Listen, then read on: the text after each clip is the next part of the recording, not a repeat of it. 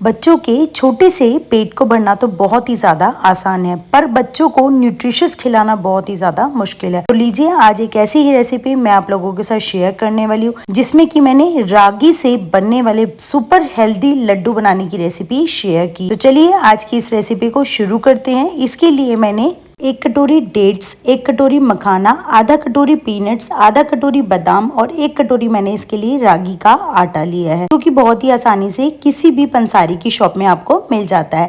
ये देखिए, रागी का जो आटा होता है वो फिंगर मिलेट्स होता है और ग्लूटेन फ्री होता है, जो कि हमारी हेल्थ के लिए बहुत ही ज़्यादा अच्छा होता है। आधा कटोरी मैंने इसके लिए सफ़ेद तिल लिए हैं।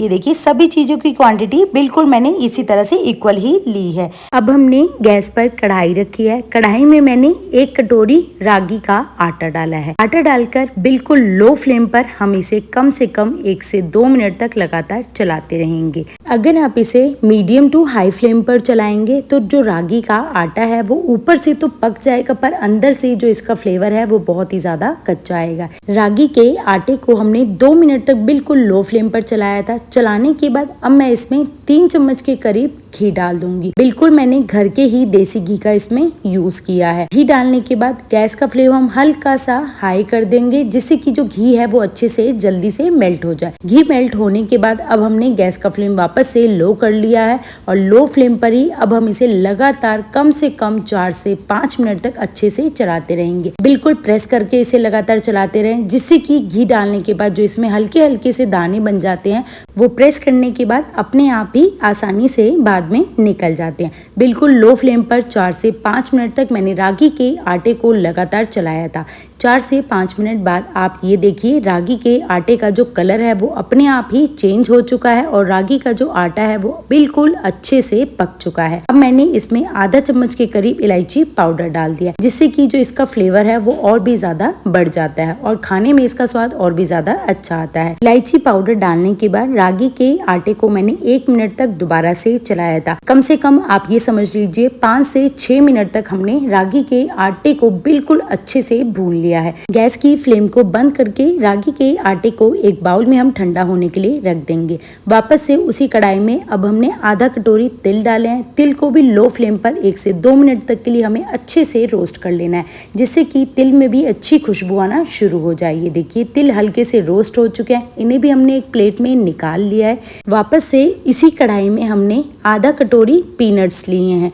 पीनट्स को भी हम बिल्कुल लो फ्लेम पर लगातार 2 से 3 मिनट तक के लिए चलाते रहेंगे और इनको भी हल्का हमें रोस्ट कर लेना है। पीनट्स देखिए अच्छे से रोस्ट हो चुके हैं। इन्हें भी हमने एक प्लेट में निकाल लिया है। निकालने के बाद वापस से उसी कढ़ाई में अब हमने 2 चम्मच घी डाला है। घी डालने के बाद अब हमने इसमें बादाम डाले हैं और बादाम को भी हम कम से कम 1 से 2 मिनट तक लगातार चलाते रहेंगे। चलाने के बाद इन्हें भी हमें अच्छे से फ्राई कर लेना है। अगर आप इसमें काजू, किशमिश और भी ड्राई फ्रूट्स का यूज करना चाहते हैं तो आप उसे भी इसमें डाल सकते हैं। बादाम बिल्कुल फ्राई हो चुके हैं। अब हमने उन्हें कढ़ाई में से निकाल लिया और एक प्लेट में अलग से ठंडा होने के लिए हमने रख दिया है। वापस से उसी कढ़ाई में मैंने मखाने डाले हैं। 1 कटोरी मखाने डालकर बिल्कुल लो फ्लेम पर हम इन्हें 2 से 3 मिनट तक के लिए लगातार चलाते रहेंगे। मखानों को हमें तब तक चलाना है जब तक कि मखाने अच्छे से क्रिस्पी होना ना शुरू हो जाए। और ये देखिए, 2 से 3 मिनट में मखाने बिल्कुल अच्छे से क्रिस्पी हो चुके हैं। सभी चीजों को मैंने एक प्लेट में निकाल लिया था, जिससे कि सभी चीजें बिल्कुल अच्छे से ठंडी हो चुकी हैं। अब हमने एक मिक्सी का जार लिया है, उसमें मैंने डेट्स लिए हैं। डेट्स के अंदर के बीजों को मैंने निकाल दिया है। तिल, मूंगफली, मखाना, बादाम सभी चीज़ों को ठंडा करने के बाद हमने मिक्सी के जार में डालकर इनको अच्छे से ब्लेंड कर लिया है और ये देखिए, इसका एक हमने ये मिक्सचर बनाकर तैयार कर लिया है। अगर आप इसमें रागी का आटा भी नहीं मिक्स करेंगे तो ऐसे भी इसके लड्डू आसानी से बनकर तैयार हो जाएंगे। अब ये देखिए, जो हमने ये मिक्सचर बनाकर तैयार किया था इसे मैंने रागी के आटे में मिक्स कर दिया है। मैं लड्डू सिर्फ रागी के आटे के ही बना रही हूँ। अगर आपके बच्चे रागी का आटा खाना पसंद नहीं करते तो आप इसमें सूजी या बेसन का आटा भी यूज कर सकते हैं। 2 चम्मच मैंने इसमें घी डाला है, जिससे कि इसमें बहुत ही अच्छी एक बाइंडिंग हो जाती है।